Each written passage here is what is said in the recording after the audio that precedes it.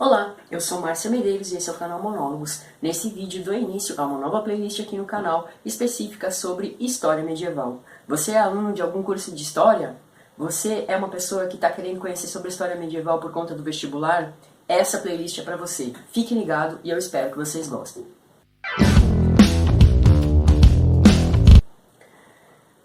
Esse vídeo tem a intenção de colocar algumas abordagens iniciais em relação à maneira como a gente vai tratar sobre as questões relativas à Idade Média aqui no canal.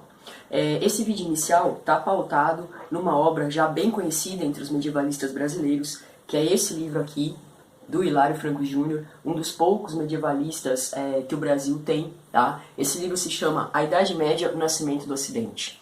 E nesse livro o Hilário vai mostrar justamente que a Idade Média, com todas as suas estruturas, com a sua forma de organizar as questões políticas, econômicas, sociais, demográficas, culturais, tem uma marca fundamental na formação de alguns princípios que vão caracterizar a maneira como o mundo ocidental, branco, judaico-cristão, articula as suas percepções em relação ao que é política, em relação ao que é economia, em relação a marcos históricos que vão ser inclusive o prenúncio da modernidade e que de uma certa maneira ainda estão presentes hoje na pós-modernidade. Tá? E na introdução desse texto, o Hilário vai dizer o seguinte: olha, a história ela preconiza a ideia de que a Idade Média é um período que tem mais ou menos 1000 anos. Só que ainda hoje a gente não sabe ao certo quando esse período nasceu e quando efetivamente ele terminou. Tá? E isso por quê? Oficialmente, naquela linha do tempo positivista que a gente tem lá no ensino básico, e que é uma porcaria, porque a história não se faz daquela maneira linear, mas naquela linha do tempo, bem positivista, a gente tem a marca inicial do período medieval como sendo o ano de 476 depois de Cristo, quando ocorre aí a queda de Constantinopla. Tá? Só que, se a gente for parar para pensar, talvez as primeiras marcas do que viria a ser o universo do medievo tenham se dado lá em 392, quando ocorreu a oficialização do cristianismo em Roma. Ou então, talvez, a marca inicial do período medieval tenha se dado lá em 330, quando se reconheceu a liberdade de culto aos cristãos. Tá? Então, a gente não tem um ponto de partida para a Idade Média. A gente tem vários elementos que vão aí se conjugando em diferentes momentos históricos e que vão mostrando que a gente está vivenciando uma transição de tempo, uma rearticulação, uma reestruturação daquilo que a gente considera a sociedade, a cultura, a religião, a religiosidade. Tá? E a mesma coisa a gente poderia dizer sobre o fim da Idade Média. O marco daquela linha do tempo positivista que eu falei para vocês é 1453, com a queda de Constantinopla e o fim da Guerra dos 100 Anos. Mas a gente também poderia colocar esse marco em 1492, quando a gente vai ter aí a expansão europeia para outras regiões e ano em que a gente vai ter a descoberta do continente americano, a descoberta da América por Cristóvão Colombo. A gente também poderia colocar esse marco em 1517, com o processo da Reforma Protestante. Tá? Só que aí a gente tem que se perguntar uma coisa, a Idade Média acabou mesmo? Porque hoje tem gente que acredita que a Terra é plana, igualzinho eles acreditavam. Tem gente que acredita que vacina é coisa do demônio, que as religiões que não seguem o culto tradicional da Igreja Católica envolvem coisas de Satanás. Então a gente poderia se perguntar se de fato a Idade Média terminou ou se ainda existem resquícios desse processo que estão presentes aí na mentalidade das pessoas. Tá? O que é importante frisar? Que a história é um processo. Isso renuncia à ideia de que um fato ou momento histórico tem começo e fim. A história é um processo, ela é um fenômeno muito mais complexo do que o ranço positivista faz preconizar. Mas para a gente entender um pouco sobre a Idade Média e sobre algumas coisas que são fundamentais nesse período, eu vou optar aqui nessa série de vídeos, dessa playlist, por criar uma periodização, né, que na verdade nem é consenso entre os historiadores. Tá? Ela não é consenso entre os historiadores, mas eu vou usar a mesma periodização que o Hilário Franco Júnior usa, né? E que, por exemplo, o Jacques Le Goff já não usa, né? Por isso que eu falei que ela não é consenso entre os historiadores, mas eu vou usar essa periodização para a gente ter um processo didático e para a partir daí a gente entender determinadas diferenças que são muito marcantes de um momento para o outro. Tá? E essa periodização que o Hilário Franco Júnior propõe, ela vai iniciar na Primeira Idade Média, né? Que é um período que vai mais ou menos do século IV ao século VIII. Tá? Alguns historiadores chamam esse momento histórico de Antiguidade Tardia. Tá? O que a gente vai ter nesse período que é um processo marcante? É o início da convivência dos elementos que vão compor aquilo que é o medievo. Tá? De um lado a gente vai ter o Império Romano, né, em um processo de decadência, mas ainda com toda a sua marca política, econômica, social, né? Com aquela lógica de que todos os caminhos, de uma certa maneira, levam a Roma, né? Com a sua importância, né? E o fato de ter conquistado um mundo conhecido até então, tanto que os romanos chamavam o Mediterrâneo de Mare Nostrum, né? Eu sempre costumava fazer uma brincadeira na aula, dizer que era um laguinho que eles lavavam os pés de manhã cedo, então por isso que eles chamavam de Mare Nostrum, né? O nosso mar. Então, de um lado você vai ter o Império Romano, do outro você vai ter os bárbaros, tá? E bárbaro é um conjunto de povos, não é um único povo, né? Porque bárbaros são todos aqueles que moram fora das fronteiras do Império Romano e não falam latim. E aí você tem uma carrada de gente, porque você vai ter ostrogodos, visigodos, suevos, vândalos, magiares, vikings, muçulmanos, né? Árabes, então lombardos. Então é um conjunto de povos, né, que por não falarem latim são considerados bárbaros pelos romanos. Os romanos têm mania de grandeza. Tá?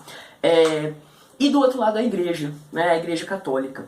Então você vai ter aqui essas três estruturas que vão convergir, né, de acordo com interesses, de acordo com formas de articulação política, né? O Império Romano, os bárbaros, lembrando que aí é um conjunto de povos, não única exclusivamente um grupo específico, né? E a igreja. Tá?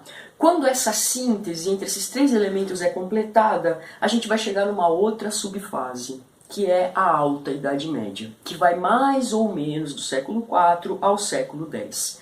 Nesse momento histórico a gente vai ter o surgimento do primeiro império medieval, que é o Império Carolíngio, né?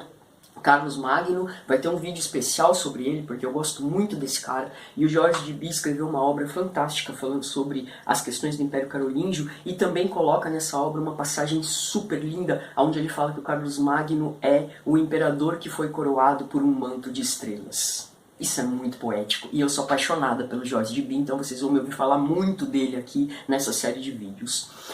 O Carlos Magno, ele representa a síntese dos elementos já citados, né? Por quê? Porque ele é um bárbaro, né? Ele é um franco, ele pertence à tribo dos francos, portanto ele não fala latim, né? Tá fora das fronteiras do Império Romano. Ele foi coroado imperador romano sob as bênçãos da igreja, né? Então ele representa, né, a somatória desses elementos todos que vão compor o universo do medievo. Tá? É um período de estabilidade que acabou devido às contradições internas do Império Carolíngio e a uma nova onda de invasão de outros povos que vão chegar aí à Europa, que é o caso dos vikings, dos muçulmanos e também dos magiares. E aí a gente vai entrar a partir desse momento numa outra subfase, numa terceira subfase que a gente chama de Idade Média Central, que vai mais ou menos do século XI, né, 10, 11, ao século XIII. E esse período histórico, esse momento, é o que a gente pode chamar de feudalismo propriamente dito. Aqui a gente vai ter uma sociedade agrária, uma sociedade estratificada, fragmentada politicamente, né? E que ruralizada, né? E que abalou-se também devido às próprias contradições internas advindas de dois elementos centrais aqui. o crescimento, né, das cidades, o fortalecimento das cidades e o surgimento dos sujeitos que habitavam essas cidades e que eram chamados de burguesia. Não estou falando aqui do conceito marxista, estou falando aqui do conceito medieval. Burguês é o sujeito que mora no burgo. O burgo é a cidade. As cidades, nesse momento histórico, elas começam a ganhar importância, elas nunca desapareceram, isso é uma coisa importante, tá? Elas nunca desapareceram. No período da Idade Média Central, elas vão enfraquecer um pouco em relação ao universo do campo, propriamente dito, por questões que eu vou explicar para vocês em outros vídeos, mas elas nunca desapareceram e ao final desse período elas começam a se fortalecer e aí a gente vai entrar numa outra subfase que é a Baixa Idade Média, que vai mais ou menos aí do século XIV ao século XVI. Tá? Nesse momento as cidades ganham um grande destaque, elas assumem uma importância primordial e é o momento em que a gente vai ter o surgimento de alguns elementos que caracterizam já a modernidade. Né?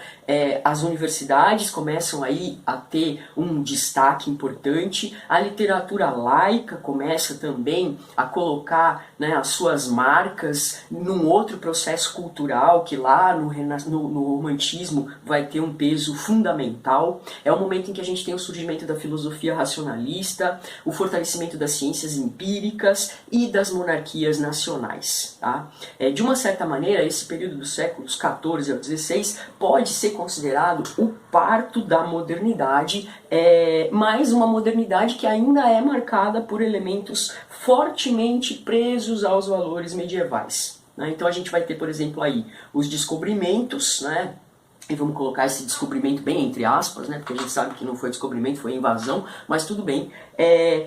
Processo esse super relacionado e uma herança, né, uma consequência, vamos dizer assim, das viagens promovidas pelos povos normandos e pelos italianos durante o período medieval. Né? A gente vai ter o Renascimento aí, né, o Renascimento italiano, com nomes como é o caso do Dante Alighieri, como é o caso do Leonardo da Vinci, lembrando que nem sempre a gente está falando de uma ruptura total com a Idade Média, porque a Divina Comédia do Dante é sentada em cima de valores medievais, né? E esse renascimento do século XVI, ele é baseado no renascimento cultural lá do século XII, portanto ele tem toda uma raiz medieval. A gente tem aí o protestantismo surgindo no contexto, diretamente herdando as tradições e as questões relacionadas às heresias medievais, que vai ter um vídeo especial sobre as heresias, é um negócio que eu curto pra caramba, tá? E também a gente tem o processo relativo ao absolutismo, que não passa de um fiel depositário da centralização monárquica. Tá? Então, essa modernidade ela tem muito a ver ainda com a Idade Média. Tá?